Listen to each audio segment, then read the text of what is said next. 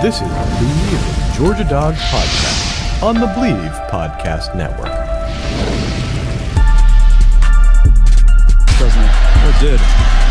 Joe Cox with an up and out. Wide open. Touchdown. Israel Troupe. Snap to Young. Drops back. Pressure from the edges. He throws near sideline. And it's intercepted. Intercepted. Keely Ringo at the 21. Off he goes. 40, 50, 45, 40, 35, 30. Near sideline. Breaks a tackle. 20, 15, 10, 5. Touchdown. Touchdown. Touchdown. Georgia. Good evening, neighborhood. How about them dogs? 32, 18. Let the celebration begin. All right. What is up? It's the Believe in Georgia Dogs podcast on the Believe Network, also coming to you on the video side here on Brinks.tv. I'm Corey Burton, and joining me, well, it's just me tonight. I'm on a solo mission. Israel's on spring break. Been in a deer stand all day long. I hope he look forward to getting a recap next week when he gets back to figure out how he did in his tree stand tonight, and we'll see what's going on. But happy spring break to Israel. Any teacher deserves spring break at this moment, so we're in that home stretch where things are kind of getting a little crazy if you're in the education field. So I wish I was in spring break. I'm kind of jealous. But our social media information is scrolling down below. At Coach Corey Burton on Instagram is my new more professional Instagram. If you want to see the family stuff and the cooking stuff, at burton.corey, I guess is the one you should go to. But got a lot to talk about, but we are brought to you by betonline.ag. It's Masters time. And what better place than to go to BetOnline, which is your number one source for all betting needs and sports info and odds. So find all the latest sports developments, like opening day for Major League Baseball. The Braves are playing right now. They're down 3-0 to the Reds. They unveiled their championship banner. I'll get to that here in just a second, including this week's odds for Masters Championship and to start with Major League Baseball season. BetOnline is your continued source for all your sports wagering needs, including live betting and your favorite Vegas, casino, and poker games. It's super easy to get started, so join today. Learn why everyone is saying BetOnline is the fastest and easiest way to wager on popular sports and games. BetOnline, that's where the game starts. Okay, well, you see my rundown over here to the side.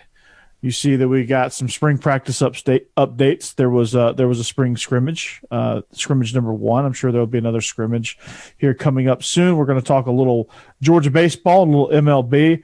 Tiger Woods, we'll check in on him, see how he did over in Augusta. That's a very, very important subject for all these Georgia fans, since the Masters is like the holy grail of golf if you're from the state of Georgia. So we'll get into that here in a little bit. But spring practice, man, it's coming off a national championship season. It's a very, very exciting times, and there's a lot of storylines. What's going to happen with the receivers? The tight end room is kind of beat up. What's to make of that? Can Brock Bowers repeat his magical freshman season? What is the quarterback room going to look like? Losing all these guys on defense, what is that going to look like? How is the defensive front going to function without Nakobe Dean and Quay Walker and Jordan Davis and Devontae Wyatt and Trevon Walker? How's the secondary going to fare with that Darion Kendrick? I mean, lots of questions to be answered, but I think honestly a lot of people are stepping up, and you have I don't know really where to start. I guess we can start for the receivers.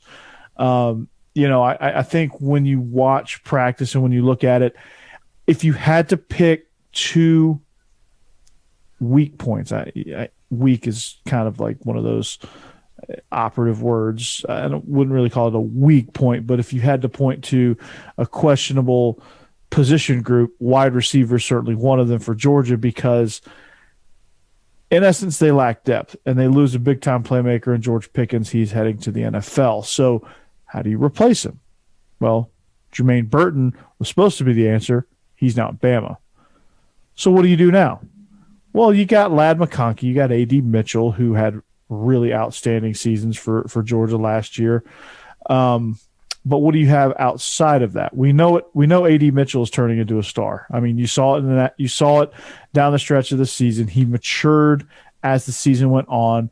He had some drop issues early, seemed to have fixed that, got into a groove, and really, really had a great connection with Stetson Bennett. And I think that's kind of what led us to that point in the fourth quarter where he made that catch to essentially, for all practical purposes, win us the national championship over Alabama. That play where Stetson had just turned it over for a touchdown, and it just was going downhill fast, and they got it right back. It was a pretty ball, great catch, and absolutely huge moment sealed in Georgia Bulldog history. We know what A.D. Mitchell is going to bring to the table. He's a playmaker. He's showing that.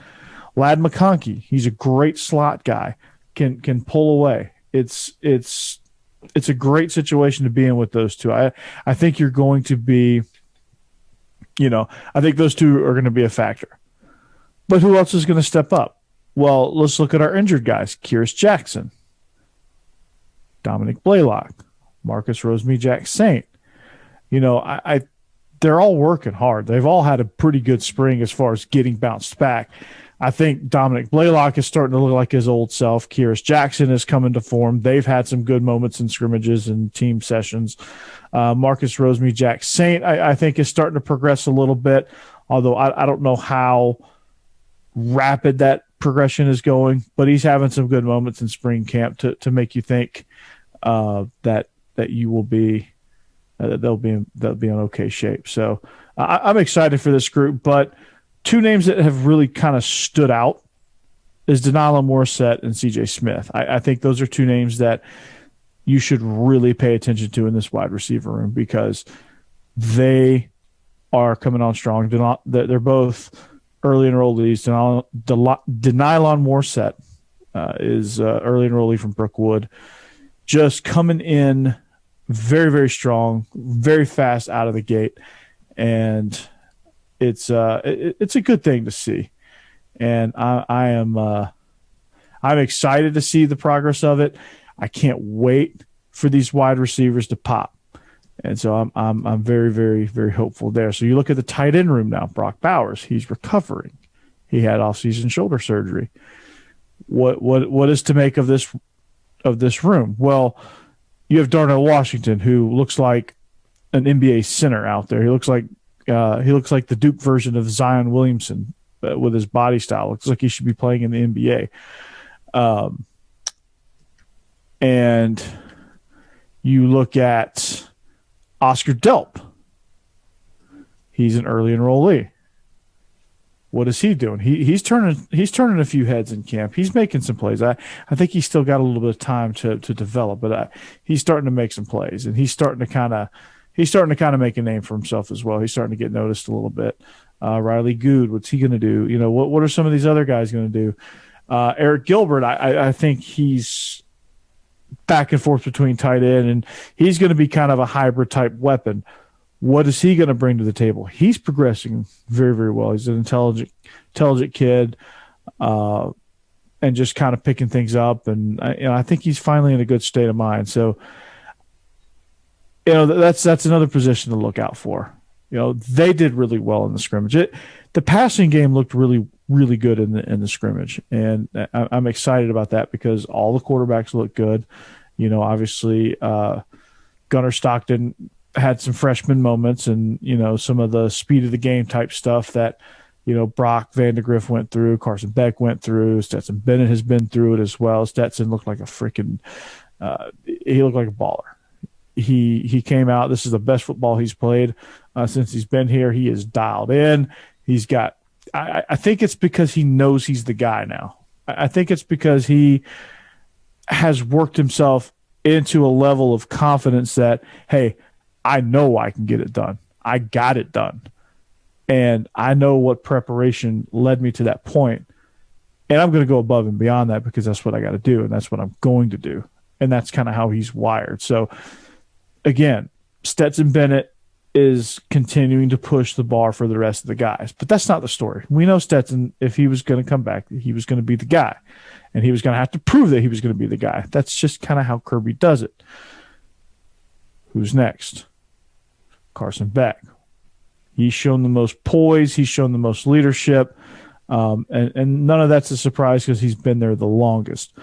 Brock Vandegrift has shown probably the most potential. So I think where Brock Vandegrift has a higher ceiling, where Gunnar Stockton has a higher ceiling, at this moment, they have a lower floor. So you have to ask yourself, what's more important?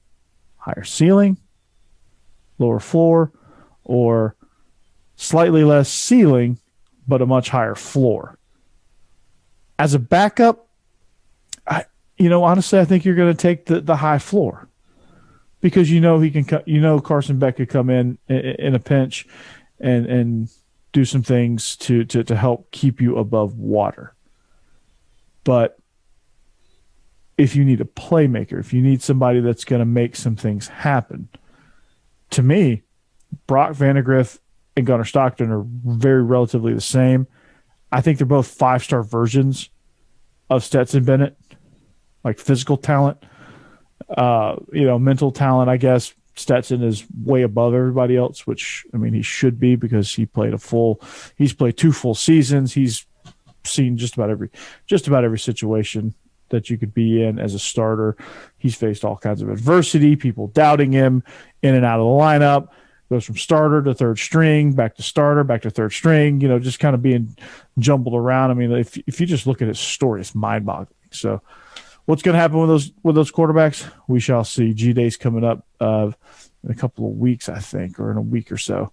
So that should be interesting as well. I think it's the week after Easter. So, again, be on the lookout for that. So, defensive line, who's going to fill in? You got 3 big shoes to fill. You lose your whole entire starting defensive line with the idea that it's an odd front. Who steps in? Well, the 2 names that have really, really jumped out, Zion Logue, Jalen Carter. They both described each other as unblockable. They're setting the standard. They're continuing the trend of Trey Scott's linemen just being absolute animals. And that's what I'm here for.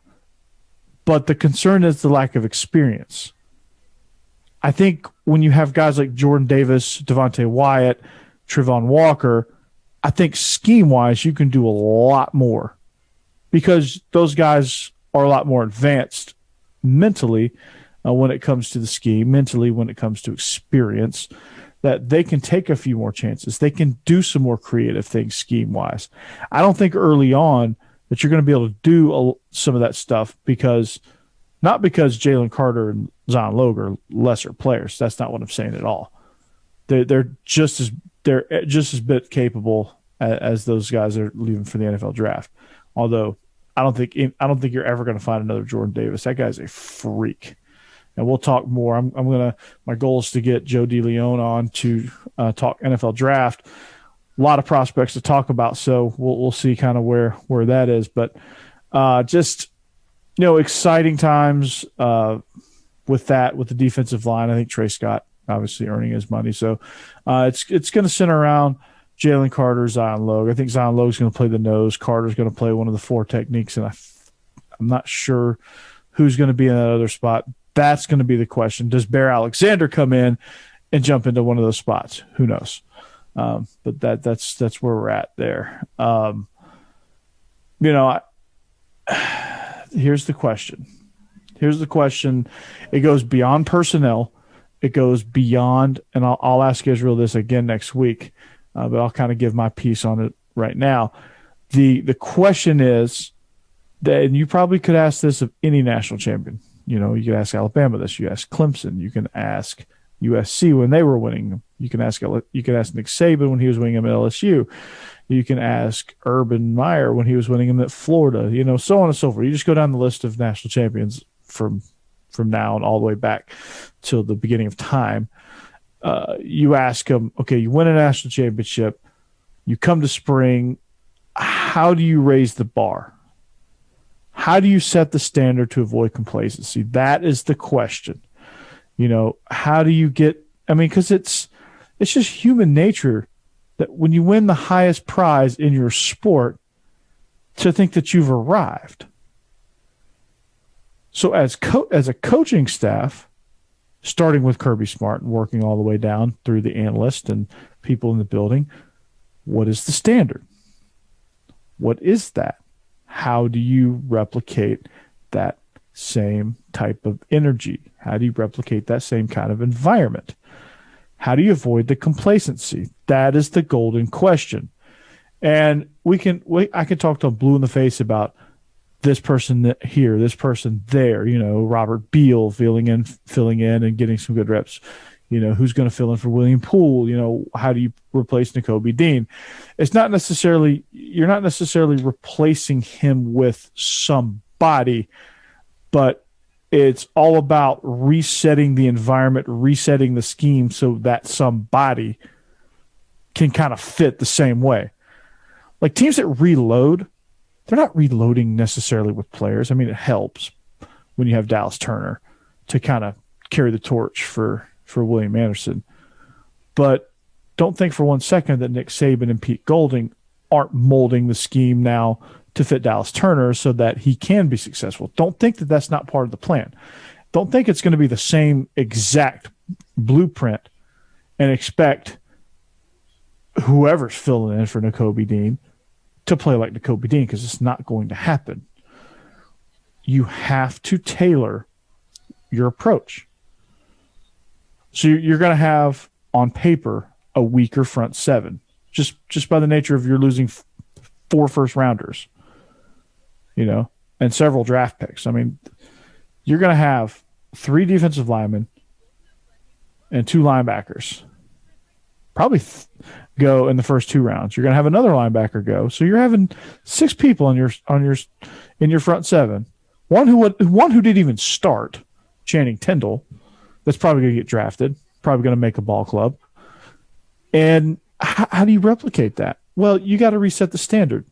You have to find what works. You have to create an environment that Zion Logan and Jalen Carter can feast in. You just have to do it. You have some good talent there. Like, it's not like we got 2 stars back behind them.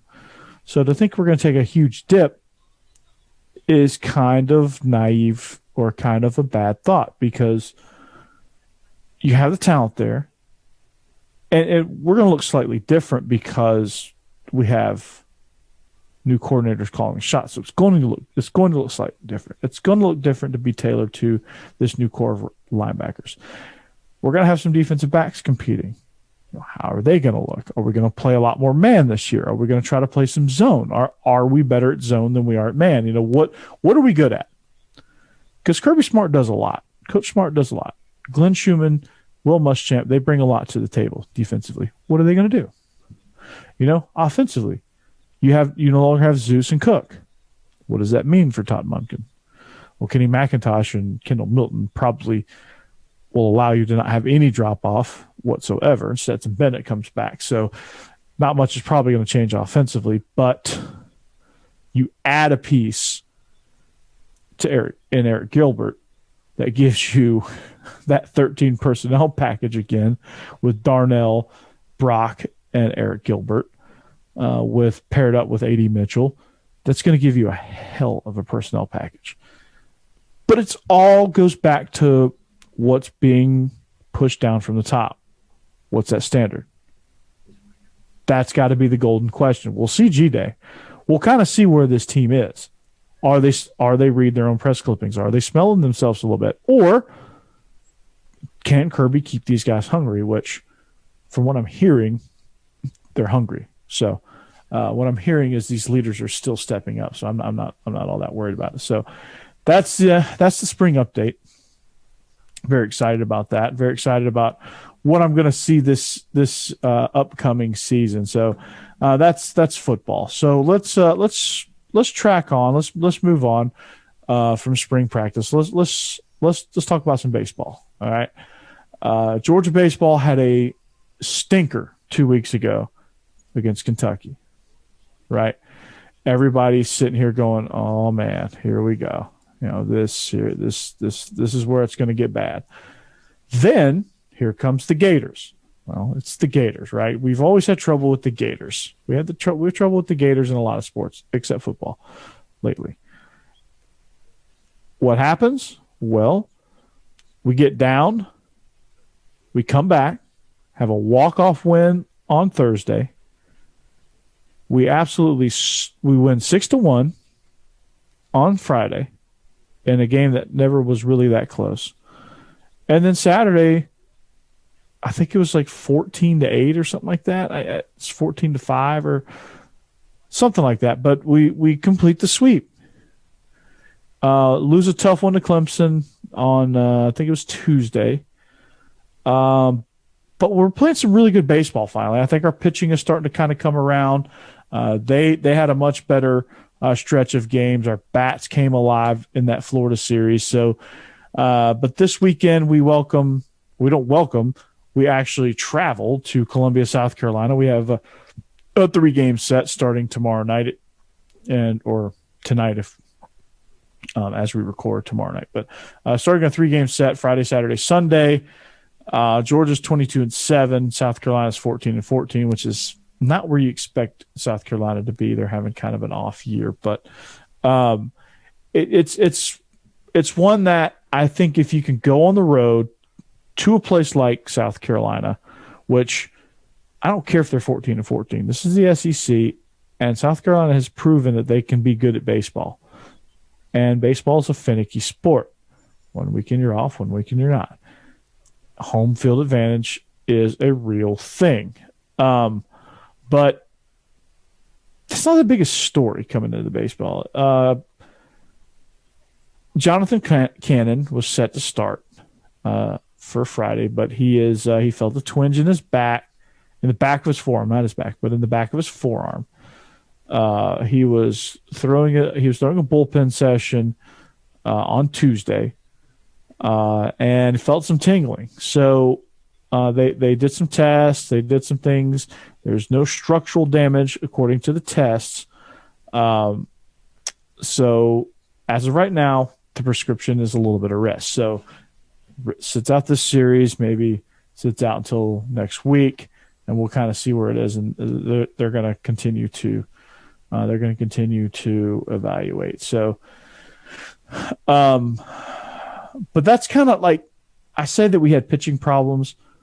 I mean, we've had 3 weekend rotation starters that have missed starts this season. So it's a concern. The injury bug is starting to hurt us a little bit. Dylan Ross went down to an elbow injury earlier in the season. Liam Sullivan has not pitched in a month due to soreness in his left arm. Anytime you get soreness in the arm, the immediate thought is Tommy John, which I don't know if it's there, but he's going to return this weekend. He's going to start on Sunday, but he's going to be on a tough pitch count, so the bullpen needs to be fresh. Garrett Brown will pitch Saturday. Nolan Crisp will be replacing Cannon on Friday. So disappointing starting rotation, but bullpen's going to have to step up. The bats are going to have to step up, which the bats have stepped up, so that's good. But I think looking at South Carolina, this is not an easy series because it's on the road. We said the same thing about Kentucky. Hey, Kentucky was on the verge of completely collapsing, and they didn't. So that's it. It is what it is. So Jonathan Cannon's out, and he's going to miss Friday's start, unfortunately. But hopefully the bombs away headline that I'm seeing in the Florida series from 5 days ago, maybe that'll happen as well. So go Dogs. And I think that's going to be all on SEC Plus and maybe SEC Network on Sunday again. So in other news, I'm gonna give you an update. Speaking of Braves, they're now down 6-1. This is not a dream start here for the Braves. They hang the World Series banner. Not a good start to the season. They're down 6-1 to the Reds at home. It's the heading into the home half of the 6th. Not a good look. Like I said, They hung the World Series banner at Truist Park, but just a night that the Braves have only gotten scattered 3 hits. They scored 1 run in the third. Just not a good start for a team that got really hot towards the end of the season. But then again, it's opening day, but not really what you want to see. Max Fried has given up 5 earned. They chased him from the game. McHugh has given up an earned run already, and he's got his 27 ERA right now. But that's kind of your Braves update right there. Rosario, Olson 0 for 2 with a walk in his Braves debut. Austin Riley 2 for 2, so that's a plus. Ozuna back in the lineup after his legal troubles. He's 0 for 2. Albies 1 for 2, but you got a bunch of 0-fers after that. So just again, slow start for the Braves, but they will be just fine. They will be just fine. But if you want to watch that, I think it's on ESPN. So I'll be sure to check out the home. Well, I was going to check that out, but they're down 6-1. All right, that's baseball. And some other random news before we get to the Masters. We're going to get to the Masters here in a minute. Tiger Woods is surprising a few folks. But quick basketball note. There is 8 players, according to Anthony Dasher, UGAsports.com. There's 8 players in the transfer portal, which not surprising. I guess he's going in and cleaning house. Tyrone McMillan, Jackson Eder, Cario Quindo, Josh Taylor, Cam McDowell, Tyrone Baker, Christian Wright, and Dalen Ridgenall have all entered the portal. They signed Justin Hill, and they have 8 scholarships they can sign. So I'm sure they will hit the portal hard. But Braylon Bridges, Jamari Abdur-Rahim, and Jalen Ingram have stayed. Ingram is expected to get an extra year after tearing his ACL, so he's going to get that right there. So again, it's kind of normal. I mean, it's like LSU lost their entire basketball roster to the transfer portal. When you get new coaches, people tend to do that. So, Israel's hunting turkey. He was hunting turkey, not deer. But yeah, that tends to happen. So again, not overly concerned. So Masters, Tiger Woods. He's always the story. Man, does he look old too. He's looking kind of old in the face, but he's been through a lot. But he was very pleased. He shot a 1 under 71 in his return to the Masters. He's got a long way to go, but he returned with a 1 under after thinking he was never going to play golf again. There was a shot on 14 that he had out of the pine straw that you thought he was going to have a little Tiger magic, and it kind of just, whatever. But anytime you see him not in the fairway or not in grass, you're always kind of worried that he's going to slip. I know I was, but again, I'm rooting for him. And I never, back in 2004, nobody was rooting for Tiger Woods because he was on top, and everybody had that, he's winning, so I can't root for him. But he's great for golf. Whether you like to admit it or not, golf is not relevant if Tiger's not in the field. There's some great golfers, but nobody is carrying the weight that Tiger Woods is going to carry. Like, people aren't tuning in to see Rory McIlroy. I'm sorry. People aren't tuning in to see Bryson DeChambeau. I'm sorry. Brooks Koepka, great golfer. No one's watching for Brooks Koepka. The Masters might get viewers because it's the Masters, but is it going to get as much of a ratings boost with or without Tiger? Obviously with. So here's some numbers. Here's his opening round. He's had 3 consecutive opening rounds at the Masters that he shot under par, matching the longest streak of career there, 2009 and 2011. He had 7 up and downs, tied for most scrambles in a single round in the Masters. Since that began a stat in 2003. He hit 8 fairways. That's fairways in regulation, so that's basically hitting the fairway off the tee. He hit 9 greens, which is the fewest in a round under par at the Masters since 2003. So what means is if you hit the green, when they count greens hit, that means giving yourself birdie opportunities. So like if it's a par 5, you get to the green in 3, par 4, par 3, so on and so forth. So he hit 9 greens in regulation. 11 times he shot under par in an opening round. 10 in the 9, or he is, hold up, 11 times Tiger shot under par in an opening round. He's finished inside the top 10 in 9 of those previous 10 instances. He's had 4 or 5 wins out of that. He only needed 27 putts, and he was 283 average distance off the tee, which for his age and what he's been through, the back surgeries, the knee surgeries, the almost losing his leg, that's extremely impressive. And just watching him is just awesome. But he's 46 years old.